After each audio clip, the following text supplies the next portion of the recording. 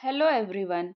Welcome to my YouTube channel, Crack CSCA Exam, which is a standardized entrance exam for international student who wants to study undergraduate or bachelor's in China. These videos are very helpful for those students.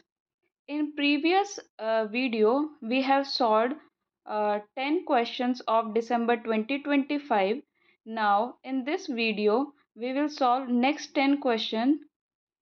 Those who have not solved those questions, please watch the previous video. So, in this lecture, we will solve next 10 questions and I will explain each and every question step by step. So let's start with question number 11.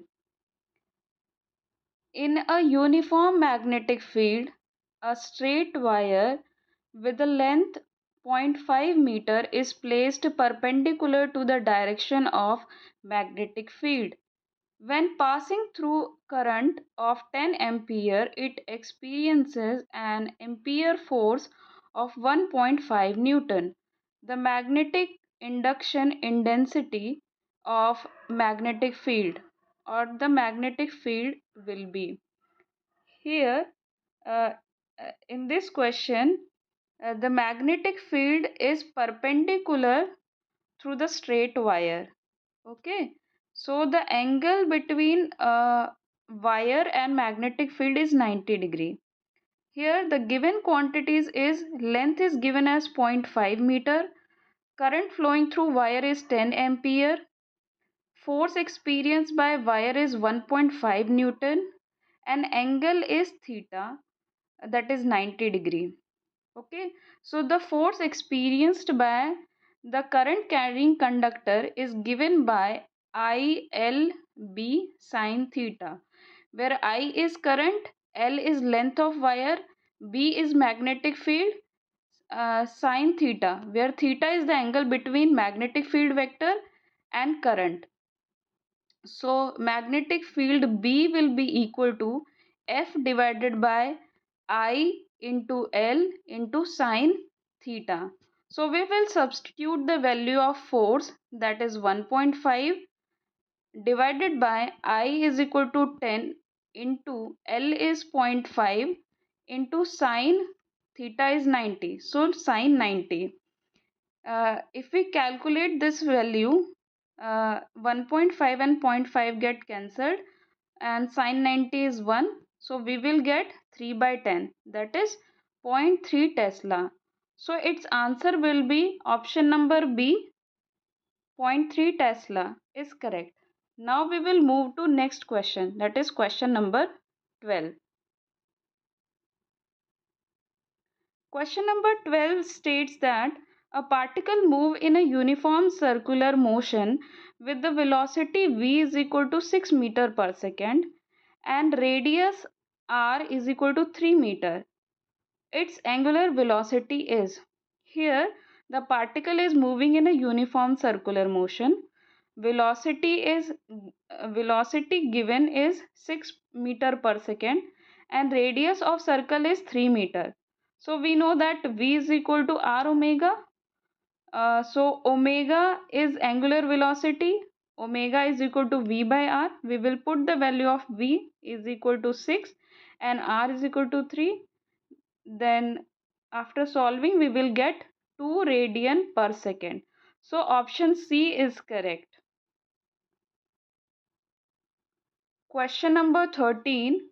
As shown in figure, an object moves along two semicircles of radius r is equal to 6 meter from point A through point B to C in time 4 seconds. The magnitude of its average velocity. So here the object is moving from A point to B point then to C point in a semicircular path. Okay, and here we have to calculate the average velocity.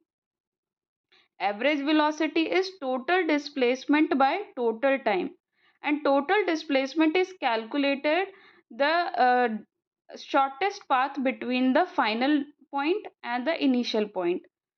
So this total displacement will be AB plus BC divided by time is given as 4 seconds. And AB is equal to 2 times of radius and BC is equal to 2 times of radius. So AB plus BC will be equal to 4R divided by 4. 4 get cancelled and we will get R. Here the value of R is given as 5. Sorry, 6. So we will get 6 meter per second. So option D, that is 6 meter per second, is its answer. Question number 14. Which of the following statement about distance and displacement is correct? Option A, the magnitude of displacement and distance travel can be equal. B, magnitude of displacement and distance traveled are never equal. C, distance is vector, displacement is scalar. D, both distance and displacement are vectors. So option A says that magnitude of displacement, distance and distance traveled can be equal. Okay, this option is correct because if the object is moving in a straight line and it is not changing its direction, so the path covered by particle in both, means in displacement as well as in distance, it will be equal. Option B, the magnitude of displacement and distance can never be equal. This option is wrong because this can be equal if object is moving in same direction. And option C, distance is vector. No, this is wrong. Distance is a scalar quantity and displacement is a vector quantity. So option C is incorrect. Option D, both distance and displacement are vectors.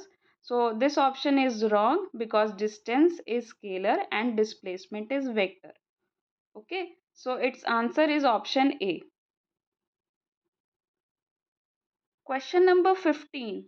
An object with mass m is equal to 0.5 kg moves in a straight line at a constant velocity v is equal to 20 meter per second on a smooth horizontal surface. Its momentum is.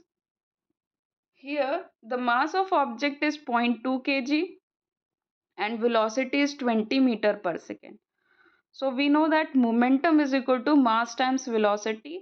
We will substitute the value of momentum and velocity. Mass and velocity. Mass is equal to zero point 0.2 and velocity is 20. After solving this, we will get 4 kg meter per second. So option B is correct. Question number 16. An object of mass 5 kg slides down a smooth inclined plane with an angle of 30 degree to the horizontal. It starts at rest from height 20 meter. The magnitude of its gravitational impulse over 2 seconds is. Mass is 5 kg, angle of inclination is 30 degree and initial velocity of object is 0. And we have to calculate the gravitational impulse at time t is equal to 2 seconds. We know that impulse is equal to force into time. Gravitational force is equal to mg. Mg into time, we will substitute the value. M is equal to 5, g is equal to 10 and time t is equal to 2. After solving this, we will get 100 Newton second. So its answer is option A. Now question number 17. The graph of displacement x of toy car moving in a straight line changing with the time is shown in figure. Here the graph is shown, that is graph is between displacement and time. Displacement is measured in meter and time is measured in second. So option A is given as within 4 to 5 second the speed of toy car is 0.8 meter per second. So speed is equal to, we know that here for calculating the speed we will calculate the slope of graph. So slope is delta x by delta t. Delta x is equal to 4 minus 0 divided by time is 5 minus 4. So its answer will be 4 meter per second. Option B, within 0 to 5, the average speed of car is 0.8 meter per second. So average speed is total distance by total time. Total distance is when object is going up, total distance is 4 meter, and when it is moving downward, the total distance is 4 meter, and it is covering the whole distance in 5 seconds. So total distance will become 8 divided by 5, that is 1.6 meter per second.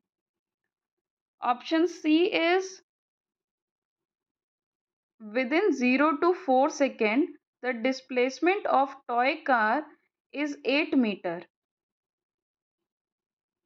So from 0 to 4 second, the displacement is 4 meter, not 8 meter. And in option D, within 4 to 5 second, sorry, within 0 to 4 second, the speed of toy car is 1 meter per second. So speed is equal to delta x by delta t, that is the slope of graph, that is 4 minus 0 divided by 4 minus 0. So speed is 1 meter per second. So accordingly, option D is correct and other options are wrong. Now we will move to next question, question number 16. A horizontal force F is equal to 20 Newton is applied to a 10 kg object, causing it to move 5 meter along a rough horizontal surface with the friction force F is equal to 5 Newton. The work done by force F is.